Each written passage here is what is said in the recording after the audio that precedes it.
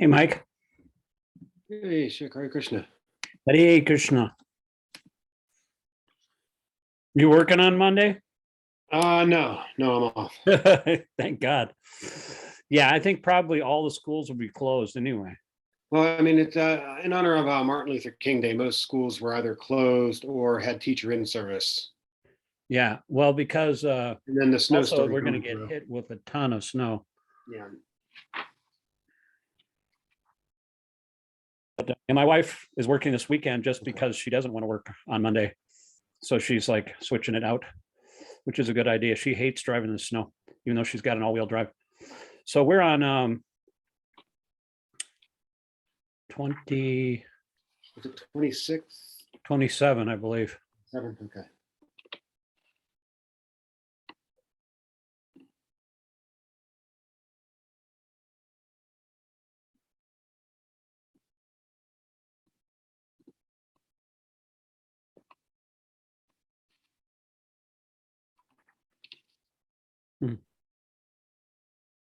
Okay, let me.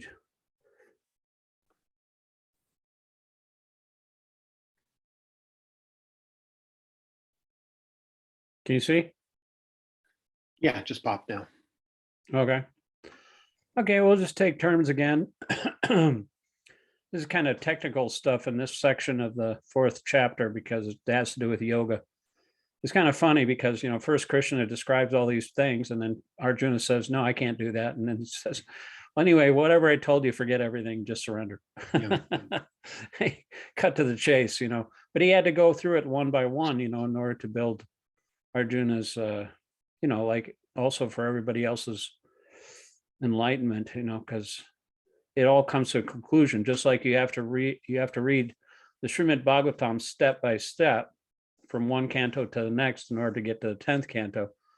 And similarly with the Bhagavad-gītā is the same way. You have to go through all these other functional steps until you reach the conclusion, which is surrender. But I'll go ahead and read the text 27. Sarvendriya karmani prana karmani chapare atma samyama yogyagno juvati jnana dipate. Synonym: sarvani, of all, indriya, the senses, karmani, functions, prana karmani, functions of the life breath, cha, also, apare, others, atma samyama, or samyama, of controlling the mind, yoga, the linking process, agno, in the fire of juvati, offer, gyan dipate, because of the urge for self-realization. I wish I had that urge more often. Translation: those others who are interested in achieving self-realization through control of the mind and senses offer the functions of all the senses and of the life breath as oblations into the fire of the controlled mind. Purport: the yoga system conceived by Patanjali is referred to herein. In the Yoga Sutra of Patanjali, the soul is called Pratyag Atma and Paragatma.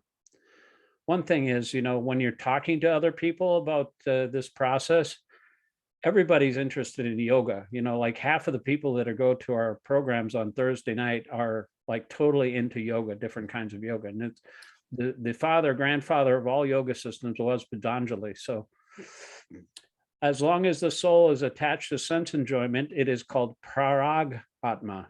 But as soon as the same soul becomes detached from such sense enjoyment, it is called Pratyagatma.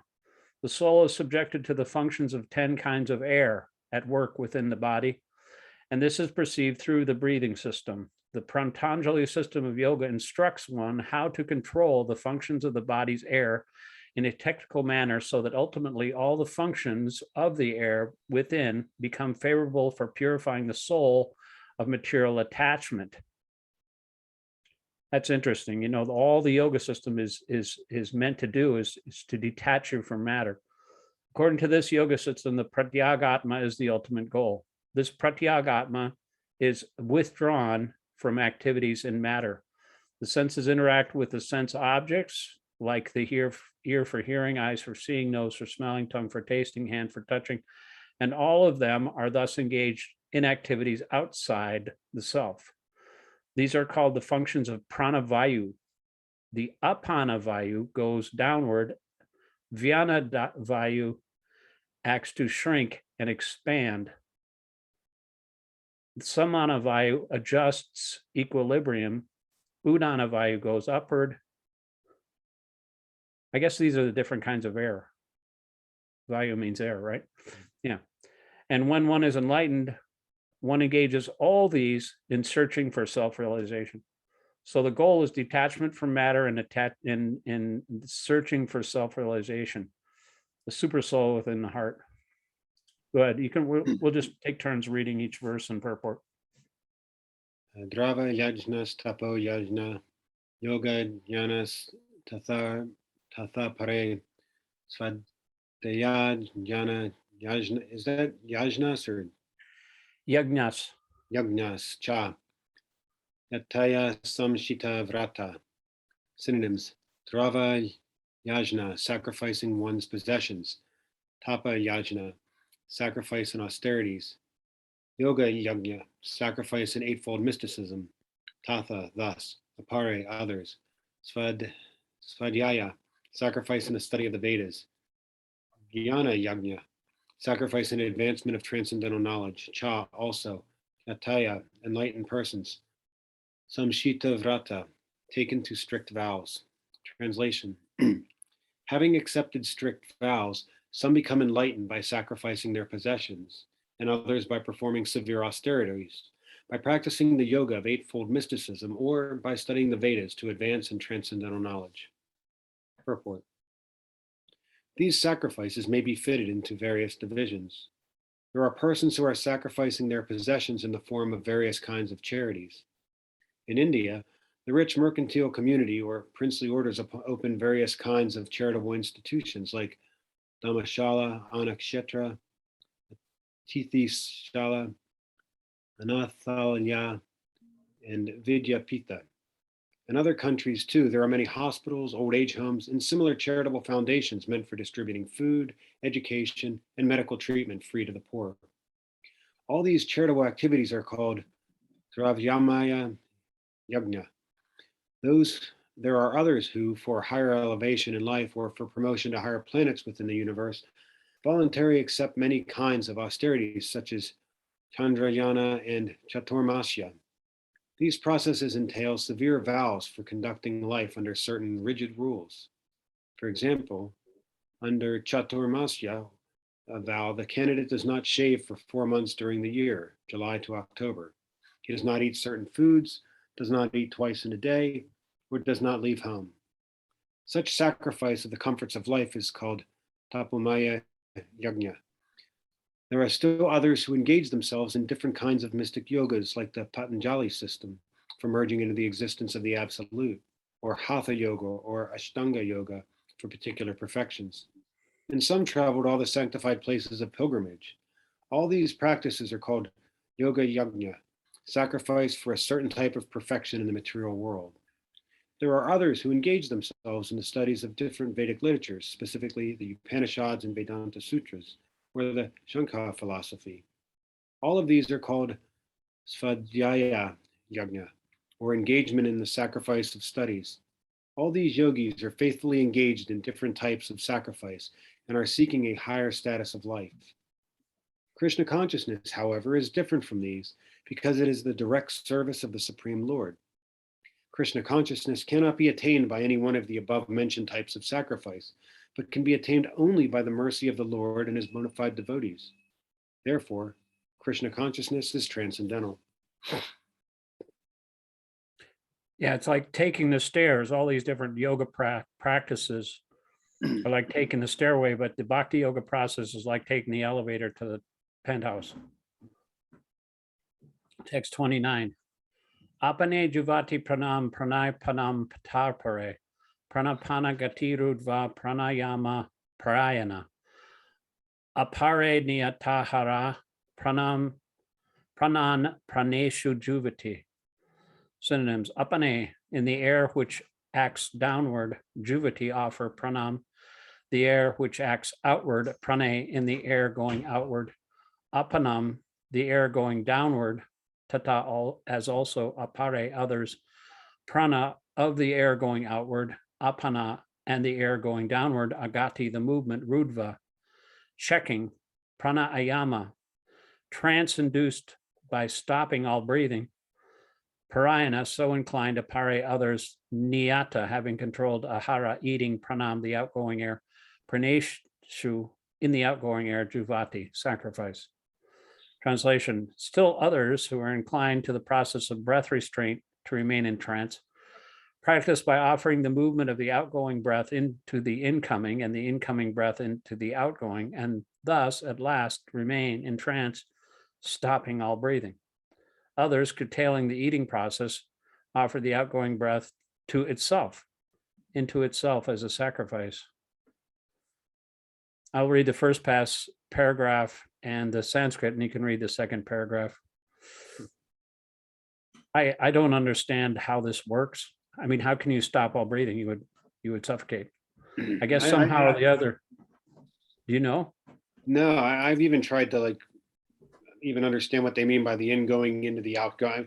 And every time I've ever really given it that much thought, I've always just been confused by it. Yeah, it must be some kind of process where you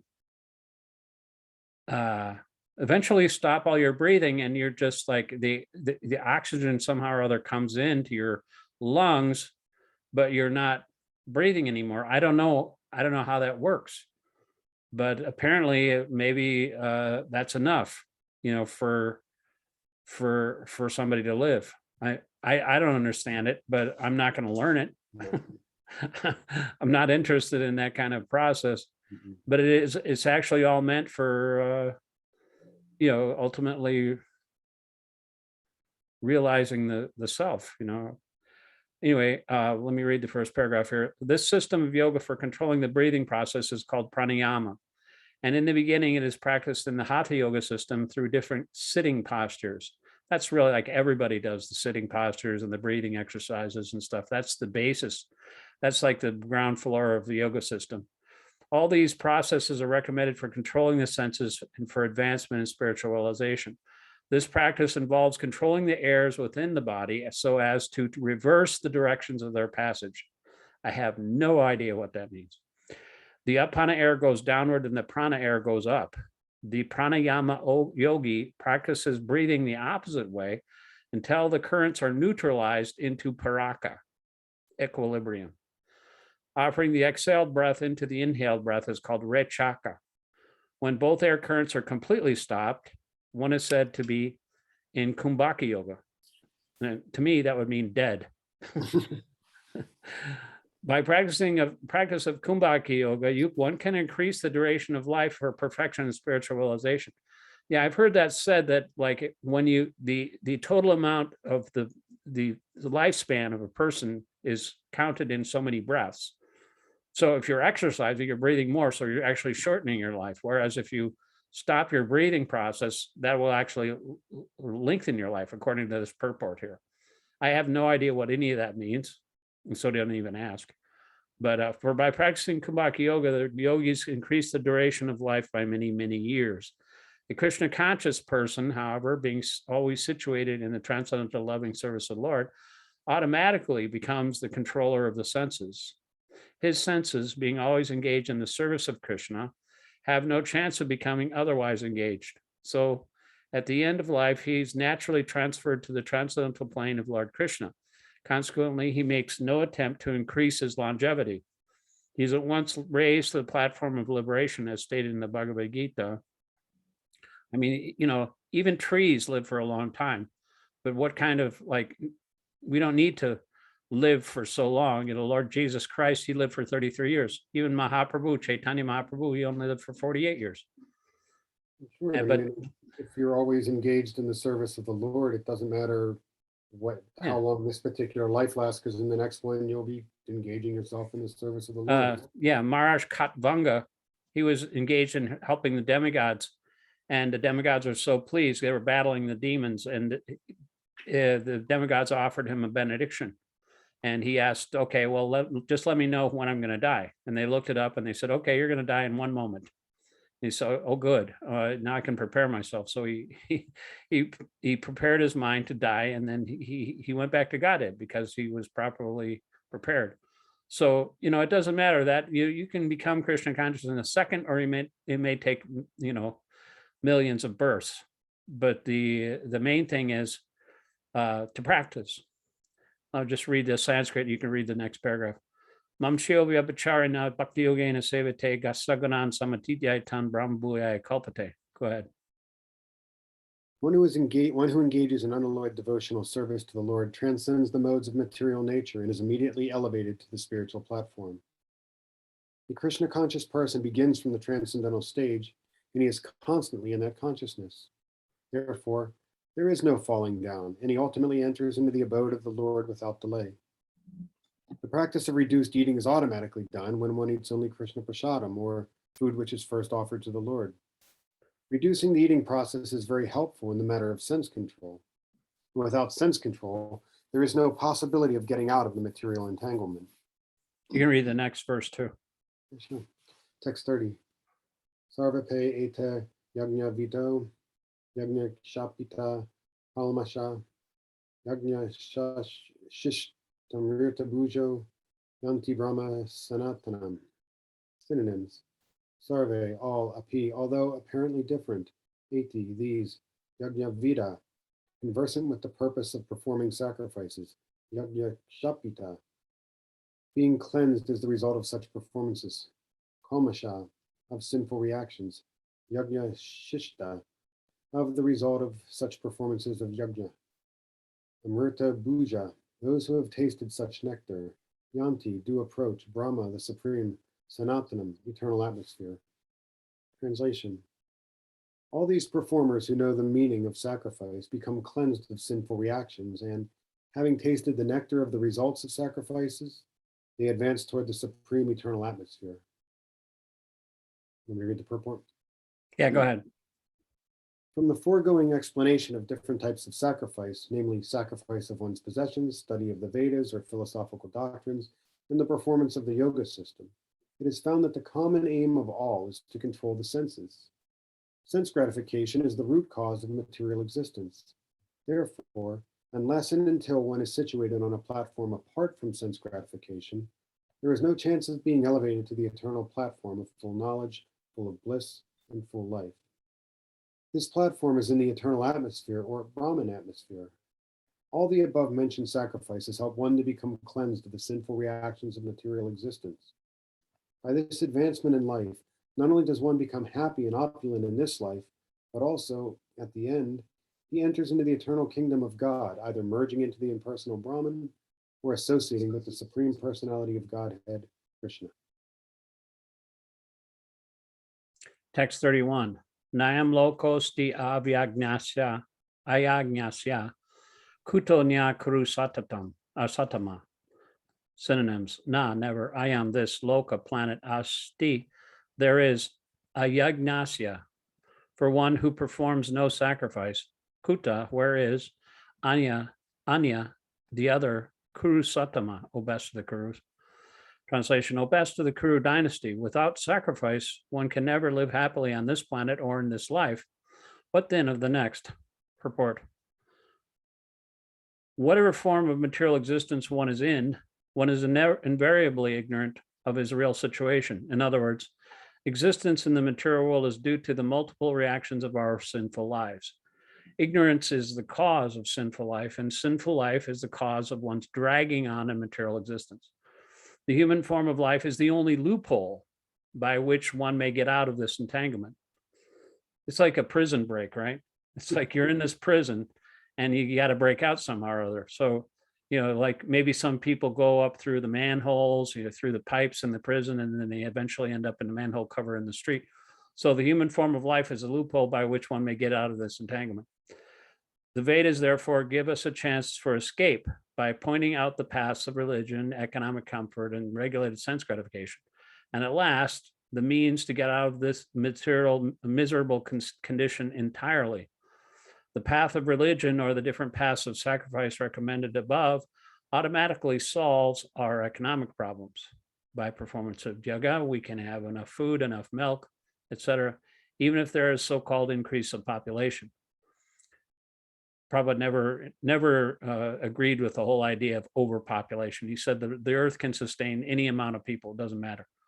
When the body is fully supplied, naturally the next stage is to satisfy the senses. The Vedas prescribe, therefore, sacred marriage for regulated sense gratification.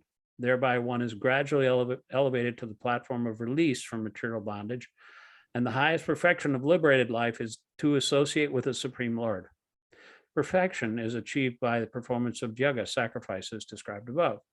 Now, if a person is not inclined to perform yoga according to the Vedas, how can he expect to be happy even in this body? What to speak of another body on another planet? There are different grades of material comforts in different heavenly planets, and in all cases, there is immense happiness for persons engaged in various different kinds of yoga. But the highest kind of happiness that a man can achieve is to be promoted to the spiritual planets by practice of Krishna consciousness. A life of Krishna consciousness is therefore the solution to all the problems of material existence. Go ahead. Text 32.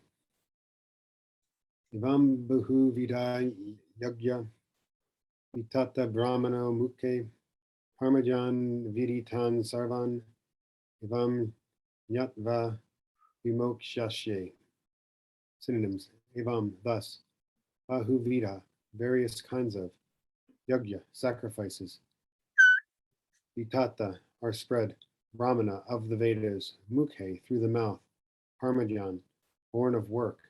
Vidhi, you should know. Tan, them. Sarvan, all. Evam, thus. Natva, knowing. Vimokshase, you will be liberated. Translation. All these different types of sacrifice are approved by the Vedas, and all of them are born of different types of work. Knowing them as such, you will become liberated. There you go. Different types of sacrifices discussed above are mentioned in the Vedas to suit the different types of worker. Because men are so deeply absorbed in the bodily concept, these sacrifices are so arranged that one can work either with the body, with the mind, or with the intelligence. But all of them are recommended for ultimately bringing about liberation from the body. This is confirmed by the Lord herewith from his own mouth. So I guess the idea here is that, obviously that like the senses are what cause and increase our material attachment. And so there's the necessity for controlling the senses. And in and of that themselves, that's nearly an impossible task, but these are different practices to try to regulate the senses.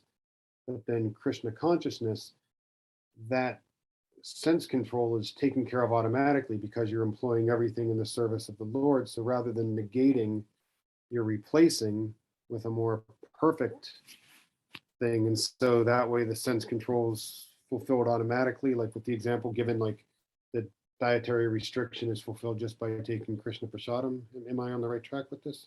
Oh yeah, absolutely. I mean, the point is, instead of satisfying our own senses, we sacrifice our own desires in order to satisfy Krishna's senses. And when we're satisfying Krishna's senses, all our own senses are automatically satisfied, because when the master is pleased, the servant is also automatically pleased.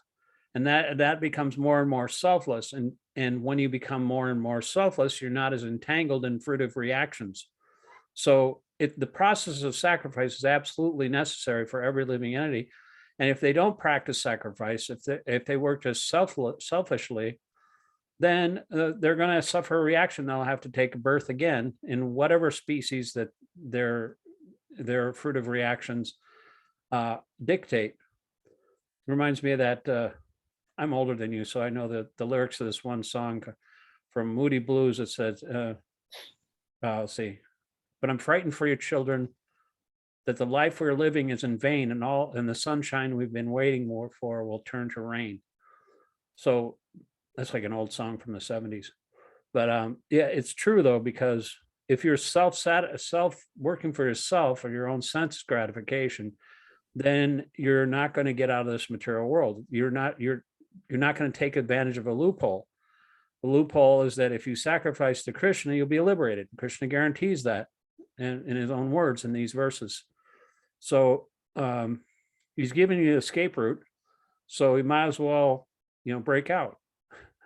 and it can give you happiness and a life of freedom instead of being in this material world. So everybody should take advantage of it.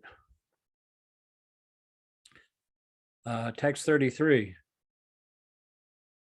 Sriyandravya Mayad Yagnaj Gyana Yagya Parantapa Sarvam Karma Kilam Partha Gyane Parisamapyate. Synonyms: Srayan, greater, Dravya Mayat, of material possessions, Yajnat, then the sacrifice, Gyana Yagya, sacrifice and knowledge, Pramtapa, O chastiser of the enemy, Sarvam, all karma activities, Akilam, in totality, Partha, O son of Prita, Gyane, in knowledge, Parisamapyate, at the end.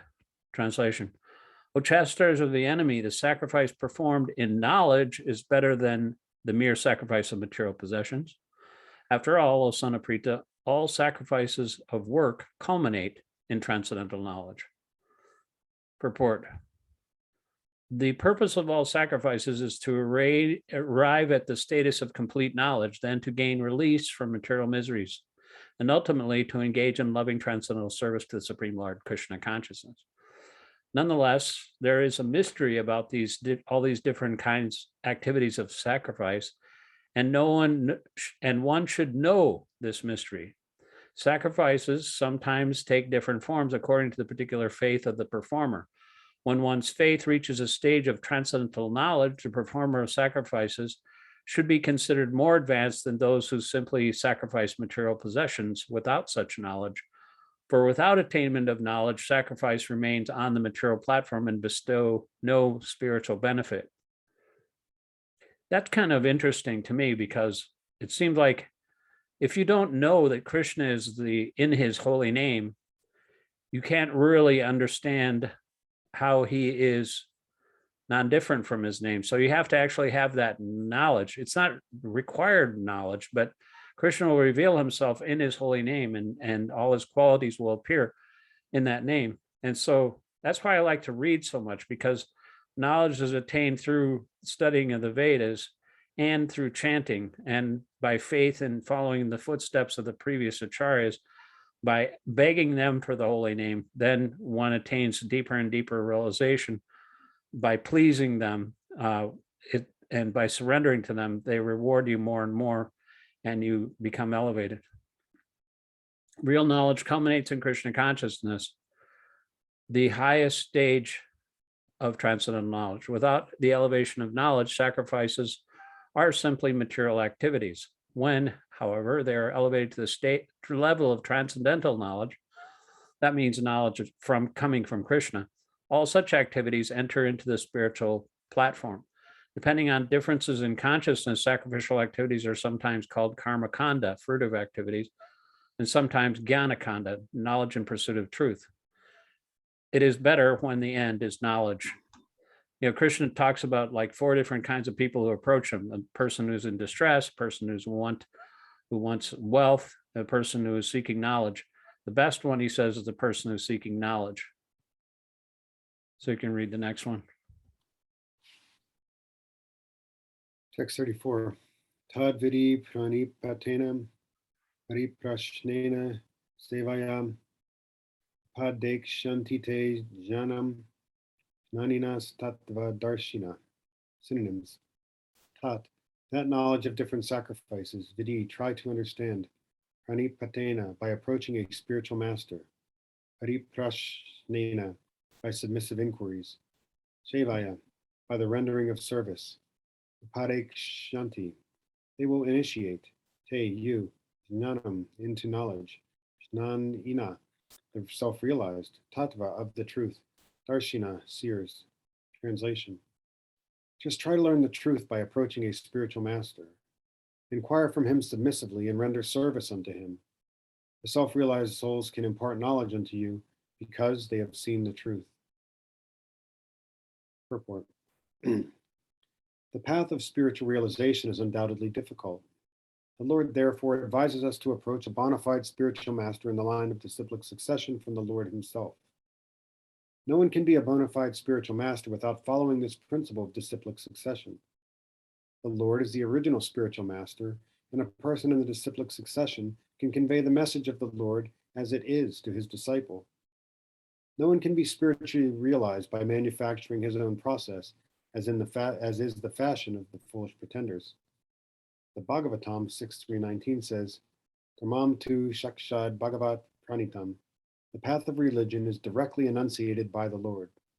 Therefore, mental speculation or dry arguments cannot help lead one to the right path. Nor by independent study of books of knowledge can one progress in spiritual life. One has to approach a bona fide spiritual master to receive the knowledge. Such a spiritual master should be accepted in full surrender, and one should serve the spiritual master like a menial servant without false prestige.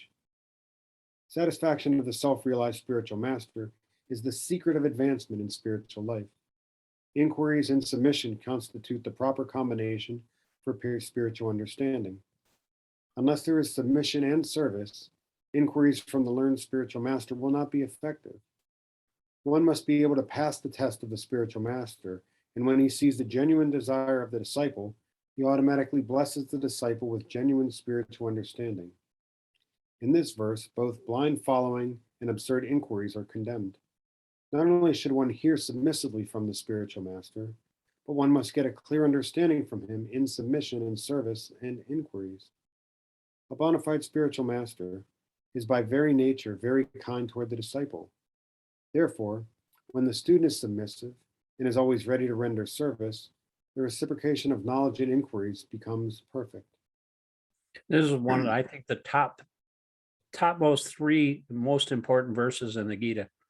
I recite this verse all the time in my mind because approaching the spiritual master is the only access we have to this disciplic succession. It's our link to the chain. And so it's a very, very personal process. So when the spiritual master is pleased, it's like two rails on a train. You have Krishna and you have the spiritual master.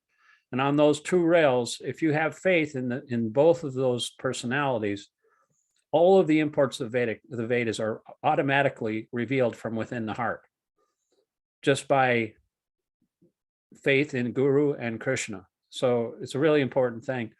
And there's two things in that verse: pranipatena, by approaching the spiritual master, and pariprashnena, submissive inquiries, and sevaya, rendering of service. There's three things. Those things, just being a menial servant to the spiritual master, being very humble and submissive, and always ready to ask questions, then the spiritual master will reveal the truth. And then the next verse is what you will find when the spiritual master reveals the truth. Now, this has been changed a little bit from the original version that Prabhupada had, which is a little bit upsetting to me. It's not really upsetting because the general gist of it. But he's saying you'll learn the truth by approaching the spiritual master. And Prabhupada said in the original translation, when you've thus learned the truth, you'll know that all living beings are a part of me, they're in me, and they're mine. They didn't say, well, then you're going to learn the truth when you've thus learned the truth. They say something a little bit different. And I'll just read this verse here. The next one, which is also important. Yajnatvana punarmoham evam yasyasi pandava yena bhutani yaseshani drakshyasi atmaniyato mai. Synonyms. Yet which nyatva, knowing, na, never, puna, again, moham, to illusion, evam, like this. Yasyasi, you shall go, Pandava, O son of Pandu. Yena, by which bhutani, living entities, esheshani, all, drakshyasi, you will see, atmani, in the supreme soul. Atau, or in other words, mai, in me. Translation: having obtained real knowledge from a self-realized soul, you'll never fall into such illusion. For by this knowledge, you will see that all living beings are but part of the Supreme, or in other words, that they are mine. I just kind of like the fact that Prabhupada said, okay, when you approach spiritual master, you learn the truth. And the truth is that all living beings are in me and they're mine. That's the truth. The truth is when you understand Krishna, you understand that Krishna's parts and parcels are all fragmental parts of him.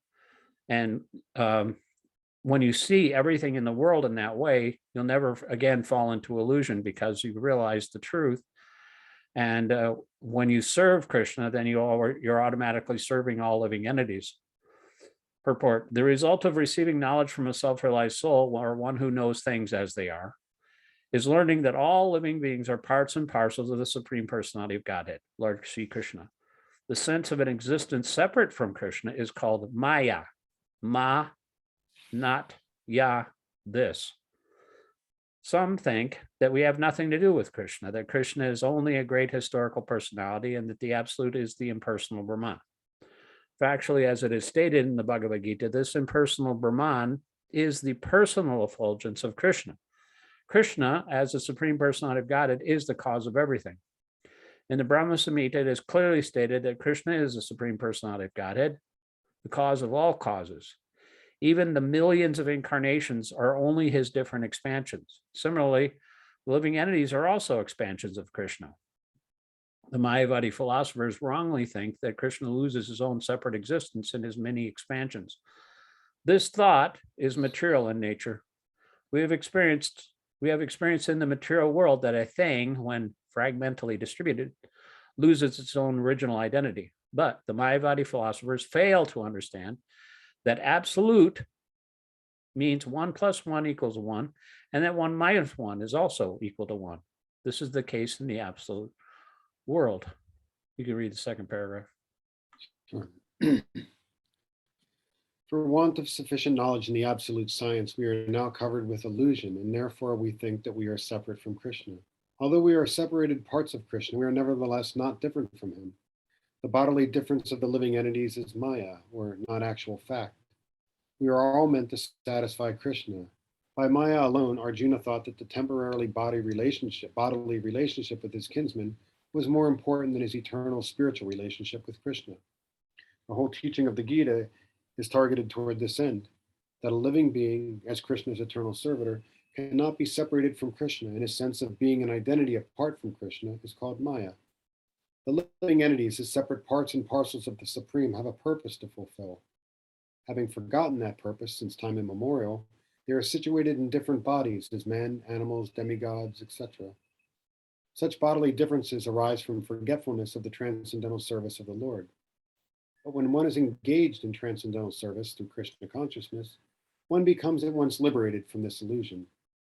One can acquire such pure knowledge only from the bona fide spiritual master, and thereby avoid the delusion that the living entity is equal to Krishna. Perfect knowledge is that the Supreme Soul, Krishna, is the supreme shelter for all living entities. In giving up such shelter, the living entities are deluded by the material energy, imagining themselves to have a separate identity. Thus, under different standards of material identity, they become forgetful of Krishna. When, however, such deluded living entities become situated in Krishna consciousness, it is to be understood that they are on the path of liberation, as confirmed in the Bhagavatam 2.10.6. Muktir hitvan yatha rupam svarupena vyavastita. Liberation means to be situated in one's constitutional position as an eternal servitor of Krishna, Krishna consciousness. I meant to mute myself before I sneezed. I didn't press the button hard enough. So I mean, here it talks about, the importance of,